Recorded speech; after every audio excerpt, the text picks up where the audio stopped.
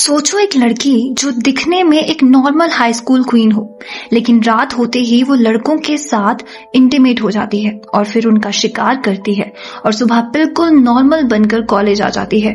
और सबसे खौफनाक बात ये है, जो उसकी सबसे अच्छी दोस्त है वही उसका एंड बनने वाली होती है। आज की मूवी सिर्फ हॉरर नहीं है, ये ऑब्सेशन, जेलसी और टॉक्सिक फ्रेंडशिप की कहानी है। आज हम बात करने वाले हैं जेनिफर्स बॉडी की, एक ऐसी फिल्म जिसका एंडिंग समझने के बाद आप मूवी के स्टार्टिंग सीन को बिल्कुल अलग नजर से देखोगे। तो दोस्तों, वीडियो एंड तक जरूर देखना। कहानी की शुरुआत होती है और हम फिल्म के मुख्य किरदार निधि को देखते हैं, जो एक पागल खाने के अंदर बंद होती है। निधि का व्यवहार बिल्कुल भी सामान्य नहीं होता, वो बेहद आक्रामक हो चुकी थी। जब पागल खाने की एक नर्स निधि के पास आती है और उसे दूध और टोस्ट की जगह हेल्दी खाना खाने की सलाह देती है ताकि उसमें थोड़ी स्फूर्ति आ सके, तो ये सुनकर निधि अचानक गुस्से में आ जाती है और अपनी ताकत दिखाते हुए नर्स को जोर से लात मार देती है, जिससे नर्स दूर जा गिरती है, जिस वजह से उसकी हड्डियां टूट जाती हैं और नाक से खून बहने लगता है।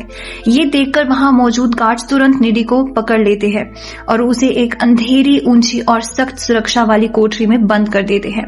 अब उस अंधेरे कमरे में अकेली बैठी निधि लगभग 2 महीने पहले की जिंदगी को याद करते हुए कहती है कि दरअसल वो पहले से इतनी चिड़चिड़ी और शक्तिशाली नहीं थी, वो भी कभी एक बिल्कुल नॉर्मल लड़की थी।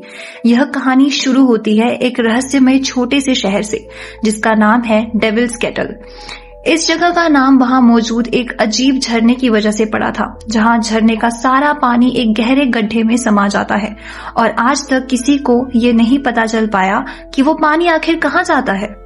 कई वैज्ञानिक, शोधकर्ता और आम लोग भी इस रहस्य को सुलझाने की कोशिश करते हैं, लेकिन सभी नाकाम रहते हैं। रात का समय होता है और कैमरा एक घर की तरफ बढ़ता है, जैसे कोई साया किसी का तलाश कर रहा हो। तभी हम निधि की बेस्ट फ्रेंड जेनिफर को उसके बेड पर लेटे हुए देखते हैं।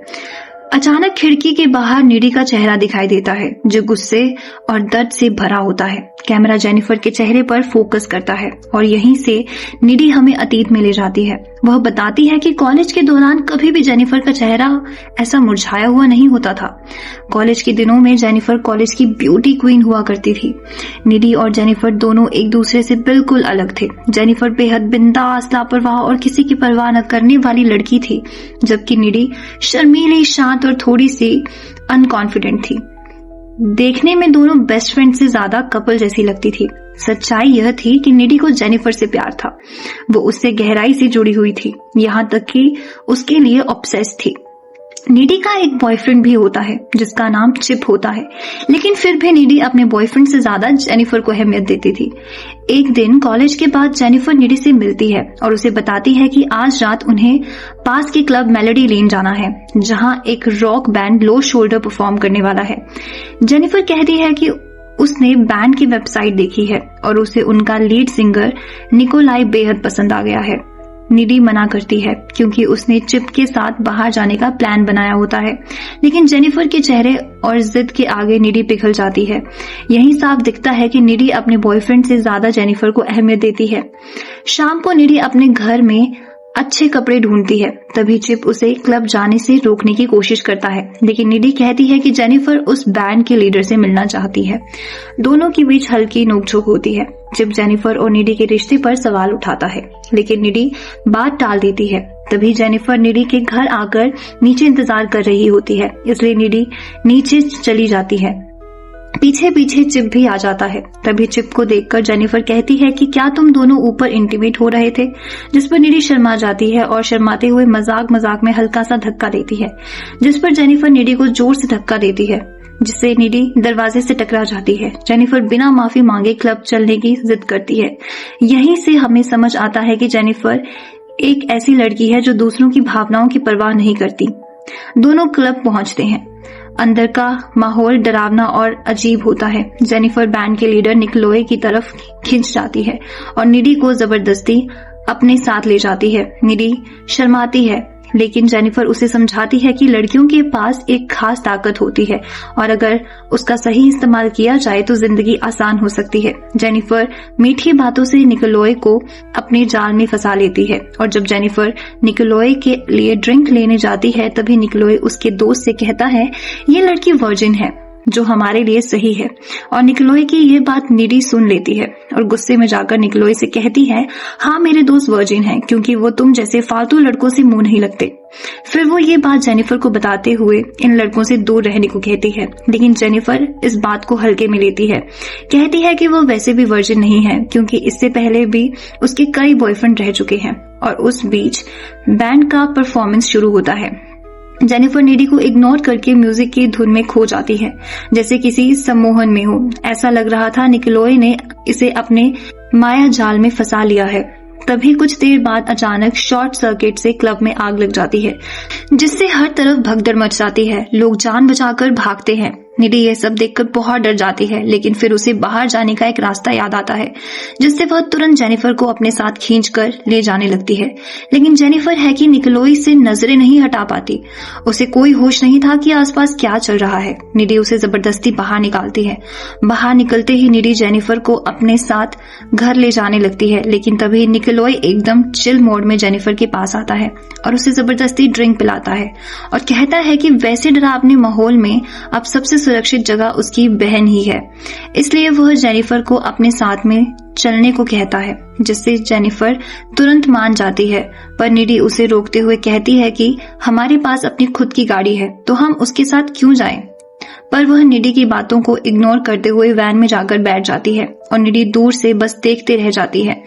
निडी बिल्कुल सुन पड़ चुकी थी। उसे कुछ समझ नहीं आ रहा था कि वह जेनिफर को कैसे रोके। इतने सारे लड़कों के बीच में वह एक अकेली लड़की थी। उसके साथ कुछ भी हो सकता था। जाते हुए निकोलस की वो स्माइल देखकर निडी को शक हो गया था कि निकोलस जेनिफर के साथ कुछ गलत करने की साजिश कर रहा है। इसलिए वो तुरंत अपने घर डरी हुई लौट आती है और अपने बॉयफ्रेंड को कॉल करके सारी बातें बता रही थी कि तभी डोर बेल बजती है, जिससे निडी घबरा जाती है और फिर जैसे तैसे हिम्मत करके वह दरवाजे तक पहुंच जाती है। और जैसे ही निडी दरवाजा खोल के बाहर आती है, वहां कोई दिखाई नहीं देता।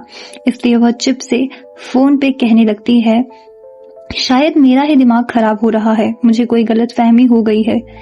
चल अब मैं फोन रखती हूँ, मैं तुझे बाद में कॉल करूंगी। और तब हमें पीछे एक साया दिखाई देता है। नेडी दरवाजा बंद करके अपने कमरे में जा ही रही थी कि उसे अंदर किचन से कुछ आवाज सुनाई देती है। जब वह धीमे पांव वहां जाने की कोशिश करती है तो देखती है कि नलके से पानी गिरने की आवाज आ रही थी।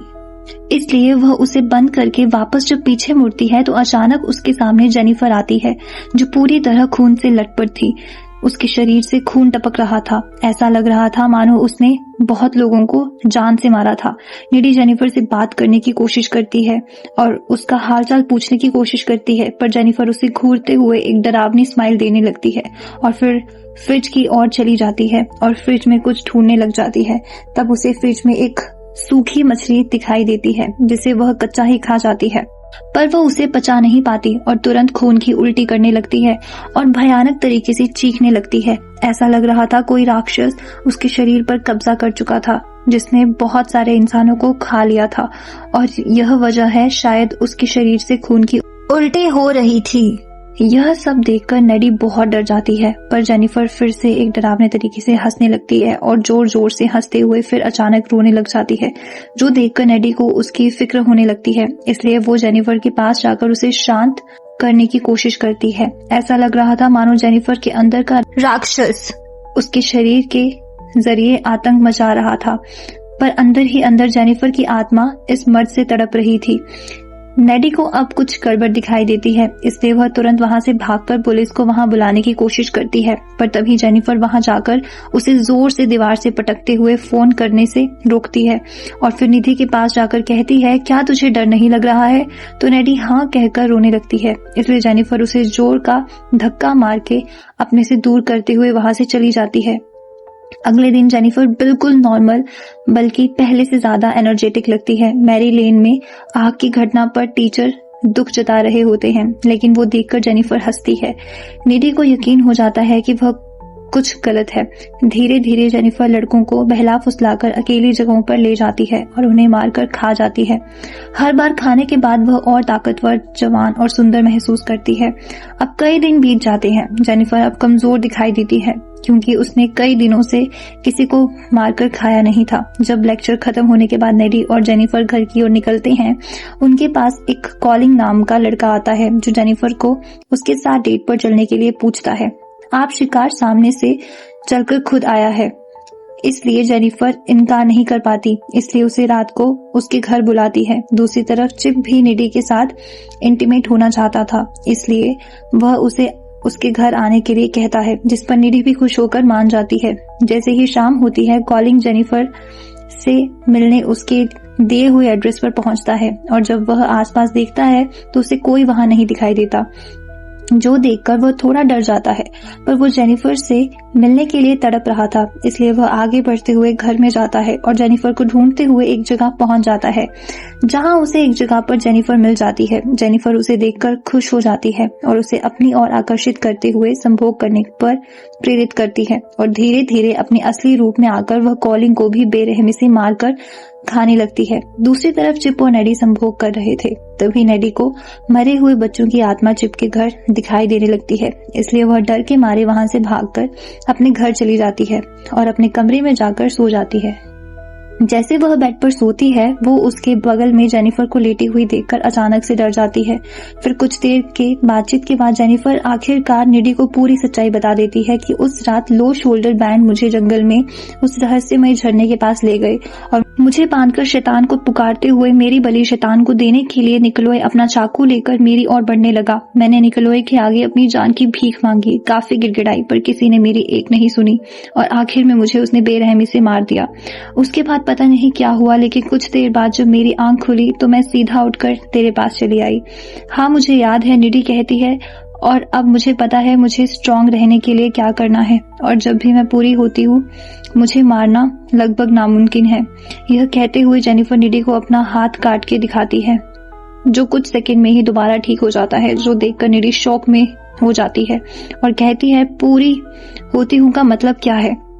और उस रात को जो तूने खून की उल्टी की थी वह क्या था? जेनिफर सीधा जवाब देने के बजाय नेडी से कहती है, मुझे किसी अच्छे डॉक्टर को दिखाने की जरूरत है, मुझे कुछ डरावने सपने दिखने लगे हैं। और यह सब सुनकर बेचारा चिप भी परेशान होता होगा। यह सब सुनकर निडी गुस्सा हो जाती है और जेनिफर को उसके घर से जाने को कहती है। दरअसल लो शोल्डर बैंड हमेशा शैतान को बलि दिया करते थे, जिससे उन्हें फेम मिलता था और वो और मशहूर होते रहते थे, और इस बार भी उन्होंने यह करने के लिए ही जेनिफर की बलि चढ़ाई थी। पर जेनिफर वर्जिन न होने की वजह से शैतान से उसके शरीर में प्रवेश कर लिया। इस शैतान को जिंदा रहने के लिए इंसानी मांस की जरूरत थी, इसलिए वो रोज कई लड़कियों को मारकर खाया करती थी। अब से कुछ दिन बाद उनके कॉलेज में लो शोल्डर बैंड ने एक फंक्शन आयोजित किया होता है, जो बच्चे मरे हुए हैं उनकी याद में। लो शोल्डर बैंड का फंक्शन अब चालू हो चुका था, जहां पर बहुत से बच्चे इकट्ठा हो चुके थे। निडी उस पार्टी में मौजूद तो होती है, लेकिन उसका मन बिल्कुल भी वहां नहीं लगता। उसकी नजर बार बार घड़ी और दरवाजे पर जाती है, क्योंकि चिप अब तक पार्टी में पहुंचा ही नहीं था। दूसरी तरफ चिप पार्टी की तरफ जा रहा होता है। तभी रास्ते में जेनिफर अचानक सामने आ जाती है। वह बिल्कुल सेडक्टिव अंदाज में चिप से बात करते हुए उसे अपनी ओर खींचकर किस करने लगती है। वहां निडी को एक अजीब सा एहसास होता है, वही एहसास जो उसे जेनिफर से जुड़ी हर खतरनाक घटना से पहले होता आया है। अब निडी को पूरा यकीन हो जाता है कि कुछ बहुत गलत होने वाला है। दूसरी तरफ जेनिफर निडी के खिलाफ चिप के दिमाग में जहर भरने लगती है और चिप भी उसकी बातों में आकर उसके साथ चल पड़ता है। जेनिफर उसे बहला फुसलाकर एक अबेंडन पुरानी इमारत, जिसके अंदर एक गंदा बंद स्विमिंग पूल होता है, वहां ले जाती है और वहां निडी फंक्शन छोड़कर सीधे चिप के घर जाती है। चिप के घर जाकर निडी को पता चलता है कि चिप को बहुत पहले ही घर से निकल चुका है। यह सुनते ही निडी और ज्यादा परेशान हो जाती है और उसी रास्ते को तरफ भागने लगती है।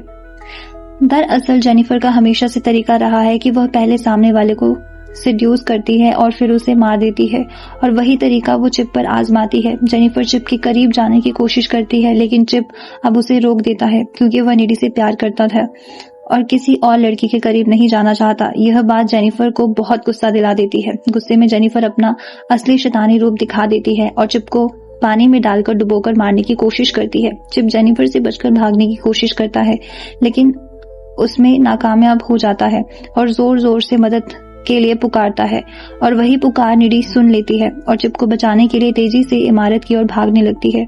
जैसे ही निडी वहां पहुंचती है वह देखती है कि जेनिफर अपने शैतानी रूप में आ चुकी है और उसने चिप की गर्दन को बुरी तरह काटकर उसका खून पीना चालू कर दिया है।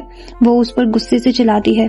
निडी तुरंत चिप को बचाने के लिए पानी में उड़ी मारती है। वह जेनिफर को धक्का देती है, उससे लड़ती है और उसकी आंखों पर स्प्रे मारती है। इससे जेनिफर और ज्यादा भड़क जाती है। वह गुस्से में कहती है कि वह सिर्फ लड़कों को ही नहीं बल्कि लड़कियों को भी मार सकती है। इसके बाद जेनिफर अपनी शैतानी ताकत से हवा में उड़ने लगती है। इसी दौरान जख्मी हालत में पड़ा हुआ चिप जमीन से एक लोहे का रोड उठाता है और पूरी ताकत से जेनिफर के पेट में घुसा देता है।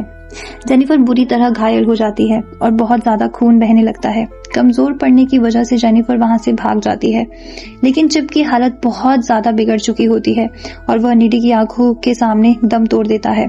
चिप की मौत के बाद निडी पूरी तरह टूट जाती है। अब उसका डर गुस्से में बदल चुका है। वह हर हाल में जेनिफर से चिप की मौत का बदला लेने का फैसला करती है। इसी बदले की आग में वह जेनिफर के घर पहुंचती है और यही से कहानी शुरुआत की सीन की और आती है जहां हमने निडी को जेनिफर की खिड़की के बाहर खड़े देखा था।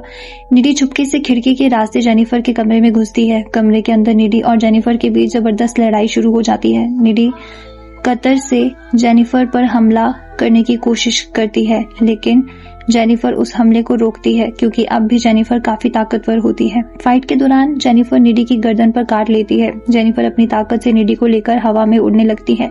उसी दौरान निडी की नजर जेनिफर के लॉकेट पर जाती है जो उसने जेनिफर को दिया था। गुस्से में वह जेनिफर का वह लॉकेट खींचकर तोड़ देती है और जैसे ही वह लॉकेट जमीन पर गिरता है जेनिफर भी नीचे गिरने लगती है और उस दौरान ही निडी तुरंत अपने कटर से जेनिफर के दिल पर हमला करती है जिससे जेनिफर की मौत हो जाती है। ऐसा लग रहा था उस लॉकेट में ही शैतानी ताकत थी जिसने जेनिफर को जिंदा रखा था। इनकी चीखों की आवाज सुनकर जेनिफर की मां कमरे में आ जाती है और देखती है कि उसकी बेटी मर चुकी है और निडी जेनिफर की लाश के ऊपर अपना हथियार लेकर खून से लटपट बैठी थी। इसके बाद कहानी वापस उसी शुरुआती सीन पर आ जाती है जहां निडी को पागल खाने में बंद दिखाया गया था। अब हमें समझ आता है कि निडी वहां क्यों थी, लेकिन सच्चाई यह होती है कि अब निडी पहले जैसी नॉर्मल लड़की नहीं रही थी। जेनिफर के काटने की वजह से वही शैतानी ताकतें निडी के अंदर भी आ चुकी थी। इसी दौरान सुपरनेचुरल ताकतों का इस्तेमाल करके निडी गार्ड्स पर हमला करके पागल खाने से भाग निकलती है। जेल के भागने के बाद निडी उसी झरने के पास जाती है जहां जेनिफर की बलि दी गई थी। वहां से वह वही चाकू उठाती है जिससे निकोलॉइस ने जेनिफर को मारा था। इसके बाद निडी एक कार से लिफ्ट लेकर उस जगह पहुंचती है जहां लो शोल्डर बैंड अपना कॉन्सर्ट कर रहा होता है। कुछ समय बाद हम देखते हैं कि बैंड के मेंबर्स अपने होटल रूम में ड्रग्स और अय्याशी कर रहे होते हैं। तभी वहां कोई आता है और एक एक करके सभी बैंड मेंबर्स को बेरहमी से मार देता है। शुरू में यही नहीं दिखाया जाता कि यह काम किसने किया। आखिर में सीसीटीवी फुटेज सामने आता है जिसमें साफ दिखाई देता है कि उन म्यूजिकल बैंड्स मेंबर्स को मारने वाली और कोई नहीं बल्कि निडी ही थी। यानी निडी ने अपनी बेस्ट फ्रेंड और अपने लवर दोनों की मौत का बदला ले लिया था। इस मूवी का सबसे बड़ा ट्विस्ट ये नहीं था कि जेनिफर एक शैतान बन गई थी, बल्कि ये था कि जब जेनिफर की बॉडी से शैतानी ताकत चली गई और उसका शरीर जिंदा लाश बन के रह गया, तब कहानी खत्म नहीं हुई बल्कि उसके काटने की उसकी शैतानी ताकत निडी के अंदर ट्रांसफर हो गई।